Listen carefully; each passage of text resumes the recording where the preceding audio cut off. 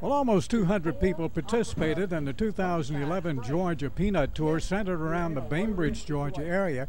This year's tour included a cross-section of field conditions, peanut harvest clinics, peanut handling and grading facilities, on-farm demonstration, peanut equipment, manufacturing, and production research at the University of Georgia Attapulgus Research Farm. We've got this warm, humid climate coming off the Gulf here, and so it's just a haven for insects and diseases. And so when we have these new varieties that come out that need screening for any kind of disease or above ground insect or below nematodes, we put it to the extreme test. We have plants that when you ride through there that some are yellow looking down, some look like it's just the greatest peanut crop you've ever seen. They're all side by side. And those that's looking bad, everybody's wondering what's going on. Hey, we're really proud of that because that's where we can do the research there before it gets to the farmer's field. Been with UGA about 22 years now. I came to Georgia about the same time that tomato spotted wilt hit. I didn't bring it, but I guess two pathogens arrived at about the same time. We've made an awful lot of progress in management of that down through the years. The biggest part of that progress has come in new resistance to the virus. Work with breeders at University of Georgia, USDA, University of Florida, and all have turned out excellent lines, new cultivars with much improved resistance to spotted wilt. That resistance, I think, literally was a savior of our peanut crop in Georgia back in the mid-90s.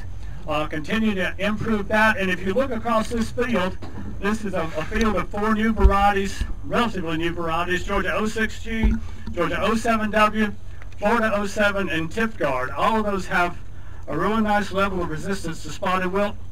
Again, if you'd have seen this field with the varieties that we had 12 years ago or something like that, there would have been an awful lot of stunted yellow plots out. A lot of progress there. Very own lines of peanuts that's in the National Reserve to use the genetic markers out of these plants, because every 10 years they need to be regenerated, so we will have those seeds to work with. And we do a lot of insect screening, we do disease work, nematode work, which is a big issue, trying the new varieties to have resistance to nematodes. We do peanut rotation studies. You've already heard that diseases take a big bite out of yield potential and they cost a lot to maintain. Traditionally, prior to 2006, our growers were spraying their crop on average 7 times a season with fungicide. They had to. Okay?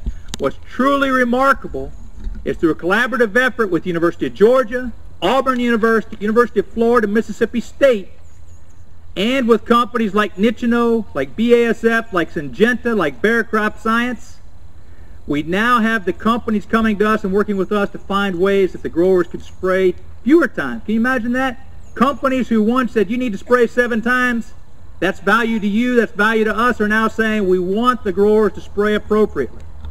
And that may be as few as 4 times. That's truly remarkable cooperation between the university system, University of Georgia, and these industries. I call a weedy trial, where we'll be evaluating different kind of management programs.